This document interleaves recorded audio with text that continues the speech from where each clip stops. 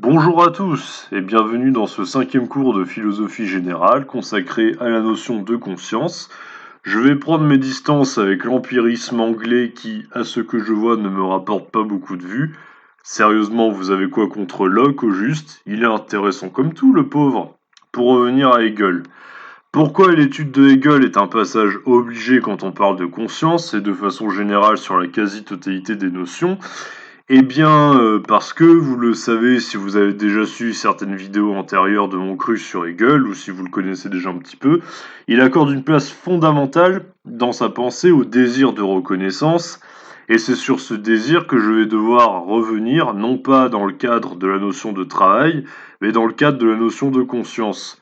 J'ai bien montré la fois précédente avec Locke que l'analyse du vécu permettait de se constituer une identité personnelle, car la mémoire permet de faire sien ses propres actions passées, ainsi que le mérite ou le démérite de celles-ci. On a vu que c'était à cette seule et unique condition qu'on pouvait parler de sujet, et en particulier en un sens juridique et moral.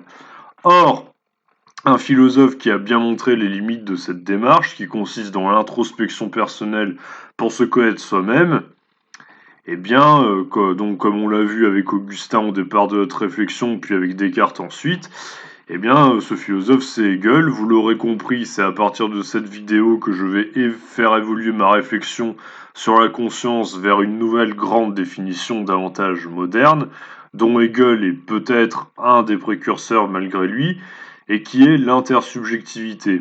Hegel ne parle pas d'intersubjectivité, on verra la prochaine fois en quoi cela consiste précisément, mais on va voir que Hegel nous donne déjà quelques matériaux pour penser celle-ci. Pour le dire simplement, Hegel nous permet de critiquer la démarche propre à la subjectivité cartésienne et à considérer celle-ci comme une source possible de connaissances, même relative et limitée, comme on l'a vu avec Hume et Locke, en affirmant que toute conscience n'est pas relative à la simple intériorité, mais relative d'emblée à son extériorité.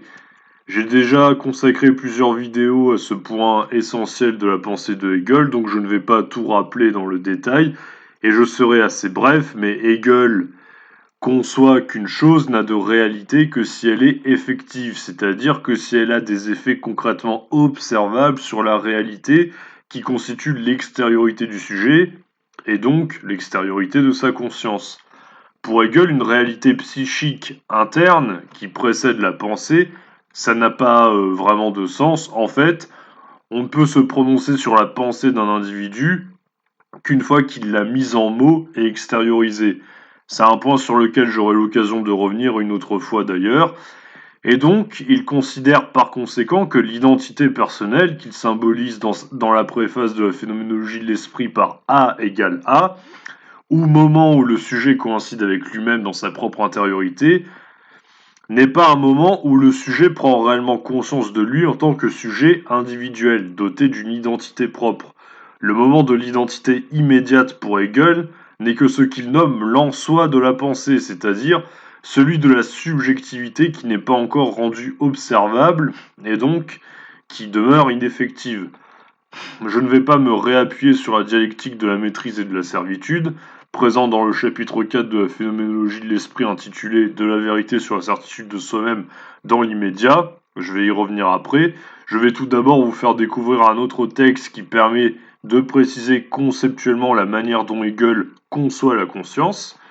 Rassurez-vous, pour le coup, c'est un texte d'une grande limpidité venant de Hegel, c'est pour ça que je me permets de le citer. Quand je ne cite pas Hegel dans d'autres vidéos, ou pas directement, c'est uniquement pour vous épargner une migraine, hein. Mon but c'est pas de vous faire du mal, au contraire. Là, bon, je peux me le permettre, car il s'agit d'un extrait donc du chapitre 2 de son esthétique, première section, paragraphe 1, et vous allez voir, c'est très clair. Je vous en fais une petite lecture et je vous l'explique ensuite, c'est franchement simple cette fois-ci. Hegel nous dit: cette conscience de lui-même, l'homme l'acquiert de deux manières. Théoriquement, en prenant conscience de son âme, de toutes les nuances de ses sentiments, en cherchant à se représenter lui-même tel qu'il se découvre par la pensée, et à reconnaître dans cette représentation qu'il offre à ses propres yeux. Mais l'homme est également engagé dans des rapports pratiques avec le monde extérieur, et de ces rapports naît également le besoin de transformer ce monde, comme lui-même, dans la mesure où il en fait partie, en lui imprimant son cachet personnel. Et il le fait pour encore se reconnaître lui-même dans la forme des choses, pour jouir de lui-même comme d'une réalité extérieure. Fin de citation, voilà, et pour illustrer cette idée dans la suite du texte, Hegel prend l'exemple de l'enfant qui veut se reconnaître dans les choses extérieures à lui et qui se reconnaît dans les cercles dans l'eau qu'il produit en faisant des ricochets avec des cailloux. C'est tellement simple et limpide pour du Hegel que normalement j'ai rien à rajouter, mais je vais quand même expliquer ce que je viens de vous lire et ensuite je le mettrai en lien avec la théorie de la reconnaissance dans la dialectique de la maîtrise et de la servitude à laquelle j'ai déjà consacré une vidéo. En gros, vous avez trois grands moments, comme toujours, dans la manière dont la conscience d'un individu se développe. Les deux premiers moments sont celui de la conscience théorique et celui de la conscience pratique. Le premier moment correspond à la subjectivité, que ça soit celle de Augustin ou de Descartes, où le sujet par introspection se connaît lui-même, ou en tout cas pense se connaître lui-même, notamment par le biais des souvenirs, comme on l'a vu la fois précédente, mais bon, ça pour Hegel ce n'est pas se connaître soi-même, ni prendre réellement conscience de soi. Pourquoi? Parce que ce que veut nous dire Hegel, c'est qu'il n'y a pas de conscience qui peut mettre de côté la réalité qui l'informe en permanence sur ce qu'elle conçoit. Notre conscience, mais ça Hume l'avait déjà mis en relief à la suite de Descartes, n'est pas une conscience purement théorique, c'est-à-dire abstraite et séparée de ce qui l'entoure.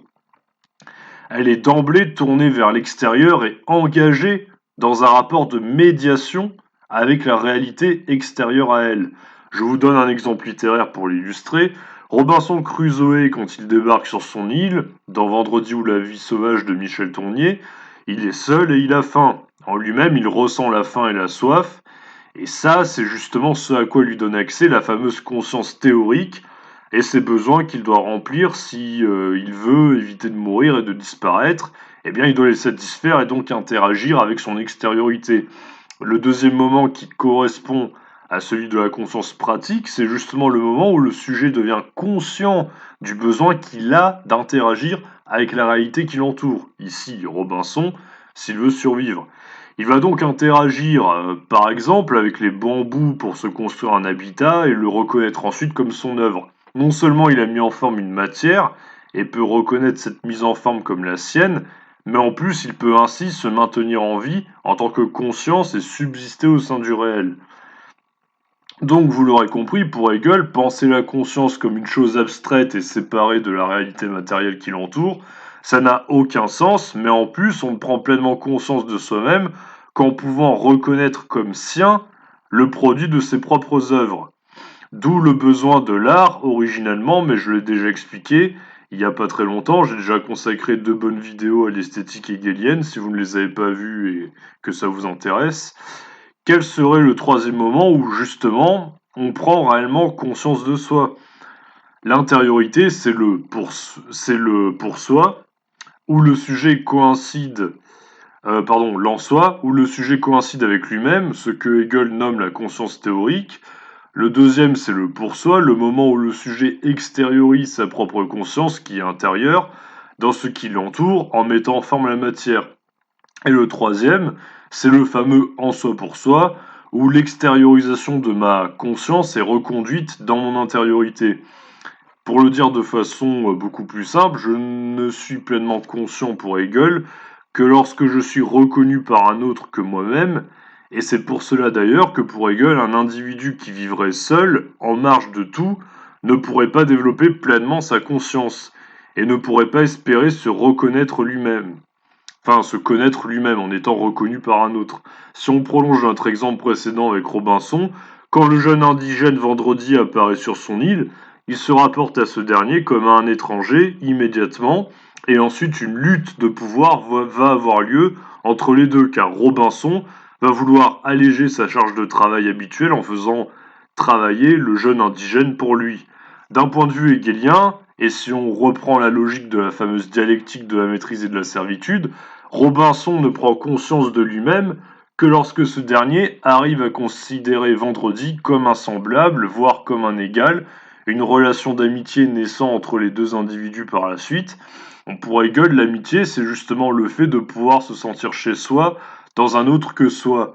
Lorsque précisément il n'y a pas de rapport utilitaire ou de domination qui se met en place entre deux individus, lorsque l'autre ne me considère pas comme une chose et que je suis reconnu par mon prochain comme un autre que lui, et donc comme un semblable, comme un sujet doté de conscience, moi aussi. C'est pour cela que le désir de reconnaissance est si important chez Hegel, car en voulant que mon travail soit reconnu par un autre, eh bien en fait, je veux sentir que je ne suis pas seul et je veux sentir que j'existe.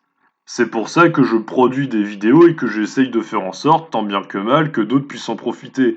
C'est pas seulement un pur élan de générosité, mais c'est aussi parce que je veux laisser quelque chose qui, comme le dirait Hegel, contient mon cachet et incarne ma personnalité. Quelque chose qui soit le produit de ma conscience et soit reconnu comme tel par un autre.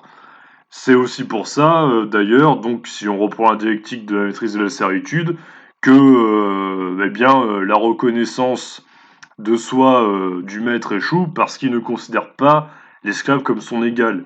Et si on transpose ça à l'exemple que je viens de donner avec Vendredi et Robinson, eh ben Robinson ne se sent pleinement exister que quand il est reconnu par Vendredi comme un égal et parce qu'il l'a reconnu au préalable comme son égal. Pour Hegel, donc, la conscience de soi suppose nécessairement celle d'autrui, car on ne peut pas savoir si l'on est tant que l'on n'a pas extérioriser sa conscience dans ce qui nous entoure, mais surtout tant que notre œuvre n'est pas reconnue par un autre que nous, et que nous ne sommes pas reconnus comme un égal par un autre. C'est pour ça d'ailleurs que pour Hegel, la culture est un processus de formation de la conscience, car c'est par elle qu'un sujet apprend ce qui lui est inconnu, afin de faire sien cette culture et ainsi de développer par celle-ci sa réelle personnalité.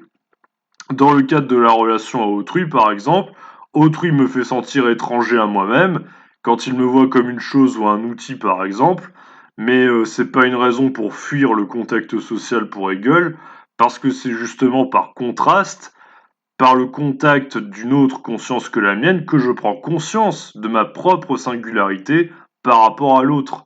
En fait, pour Hegel, et ça c'est vraiment important, la conscience de soi et la connaissance de soi qui en résultent ne sont pas innées, mais se construisent dans un mouvement d'opposition face à une altérité, à quelqu'un qui n'est pas le même que nous, et qui en nous renvoyant à cette différence, nous fait prendre conscience de qui nous sommes justement en tant qu'individus singuliers.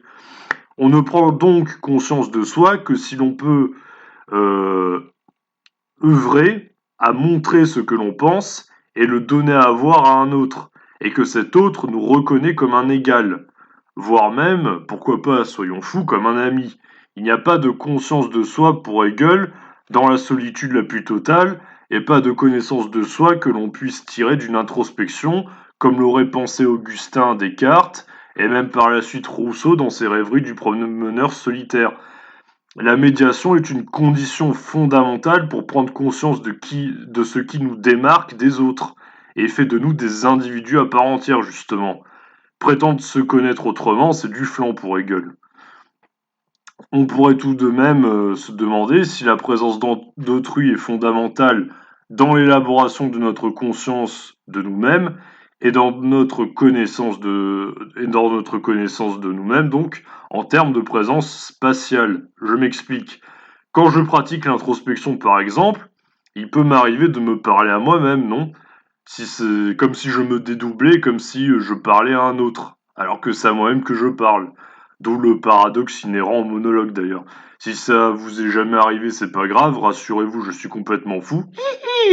Il n'empêche que l'on pourrait se demander, à partir de ce que nous dit Hegel ici, si autrui, comme structure servant de médiation indispensable dans notre connaissance personnelle et dans notre conscience de nous-mêmes, peut réellement ne pas être présent. En effet, est-ce que l'on peut considérer que l'on n'a pas forcément besoin de la présence physique de l'autre, justement pour développer une certaine relation d'extériorité par rapport à soi-même, en se contentant d'anticiper ce qu'un autre ferait dans une telle circonstance, ou si notre acte serait approuvé par un autre que nous? Pour le résumer, est-ce que, justement, qu'on le veuille ou non, l'autre est toujours présent à notre esprit? Est-ce que l'autre précisément n'est pas finalement toujours quelque part présent en nous dans la solitude et ne nous sert pas de référence lorsque nous élaborons une réflexion, que nous le voulions ou non. C'est ce que l'on étudiera la prochaine fois en observant de plus près la manière dont notre conscience est structurée, a priori par rapport au monde extérieur, et on examinera justement le fameux concept d'intersubjectivité comme intégration du point de vue de l'autre dans notre propre conscience. En attendant, je vous remercie de m'avoir écouté jusqu'au bout. N'hésitez pas à liker la vidéo et à vous abonner afin de satisfaire mon désir de reconnaissance et de me faire sentir exister davantage. N'oubliez pas que selon Hegel, c'est grâce à vous si je prends davantage conscience de moi-même. En attendant, je vous souhaite une excellente journée ou soirée et je vous dis à très bientôt pour une nouvelle vidéo.